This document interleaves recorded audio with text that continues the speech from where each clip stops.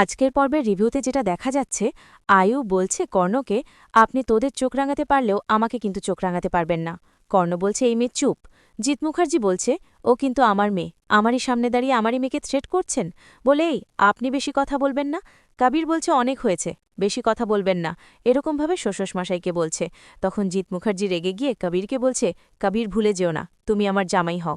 তখন আনাধা বলছে, কবির তোমার সাহস কত বড় হয়, তুমি আমার ড্যাডির সাথে এইভাবে কথা বলছো, ভদ্রভাবে কথা বলো, এভাবে বলছে। আর ওদিকে কর্ণকে বলছে যে আপনি আমার বাবাকে থ্রেট করছেন, একদম থ্রেট করবেন না। কর্ণ বলছে, বেশ করেছি, থ্রেট করেছি, আমি তোমাদের পুরো পরিবারকে ডেস্ট্রয় করে দেব। তখন নন্দিনী আসে, কেন আমরা কি আপনার জমিদারিতে আছি নাকি, আপনাদের খাজনা দেওয়া প্রজা নাকি আমরা, যে এরকমভাবে বলছেন। নন্দিনী বলছে কর্ণ চ্যাটার্জিকে নাকি নাকের দড়ি দিয়ে টানতে টানতে নিয়ে যাবে একেবারে। তো বলছে যে তার যথেষ্ট প্রমাণও আমার কাছে আছে, যেমন লাট্টু পিক। তো প্রাচী বলছে, কি লাট্টু ফিরে এসেছে? ওদিকেও বলছে তটিনীর মা, আমার দাদুভাই ফিরে এসেছে। বলছে, হ্যাঁ মা, খুঁজে পাওয়া গেছে, তাকে উদ্ধার করা হয়েছে, আর বাকিদের স্পেশাল ব্রাঞ্চের টিম তুলে নিয়েছে, মানে গুন্ডাদের কথা বলছে। তো এবার আমি তো নিয়ে যাবই ইয়েতে। তো সবাই যাবে, জিৎ মুখার্জি, কর্ণ চ্যাটার্জি, সবাই যাবে। তখন আরাধা বলছে, কি তুই সবাইকে ইয়েতে নিয়ে যাবি, থানাতে? কি করে তুই পারিস করতে এটা? বলছে, মামনি তুমি কিছু বলবে না। তখন তটিনীর মাও বলছে, না তুই এমনটা করিস না নন্দিনী, এর মধ্যে অনেক পরিবার জুড়ে আছে, করিস না।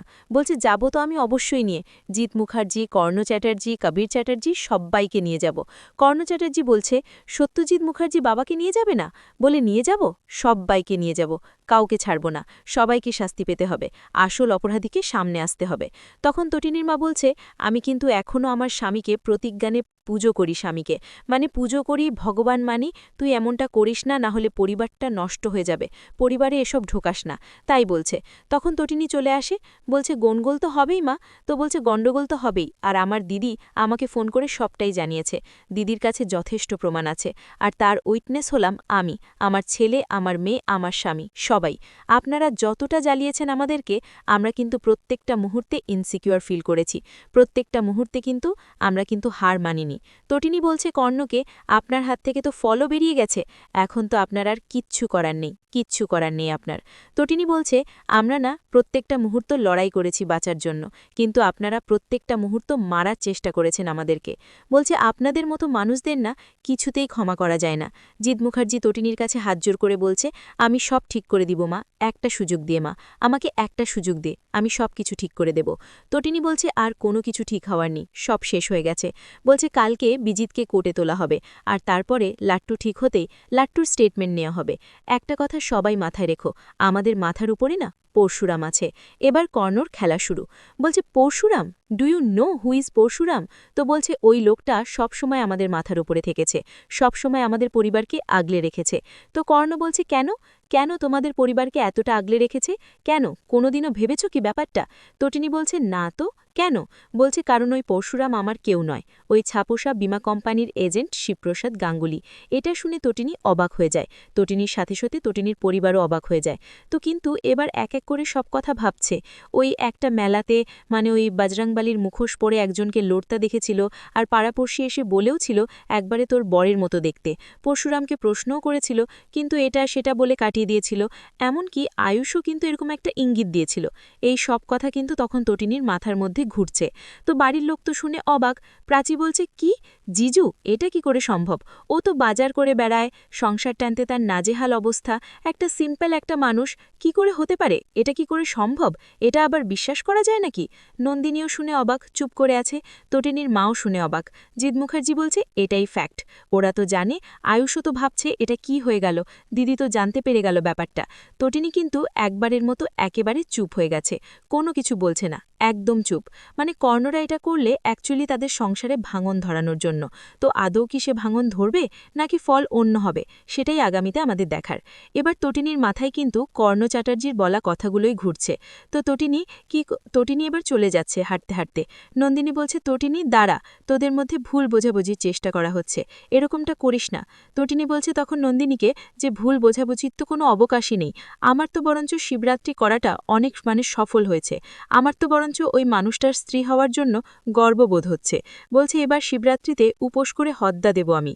মানুষটা আমার এত কাছাকাছি ছিল আর মানুষটাকে আমি চিনতেই পারলাম না। জানিস তো ওই মানুষটাকে গিয়ে না আমি প্রণাম করব।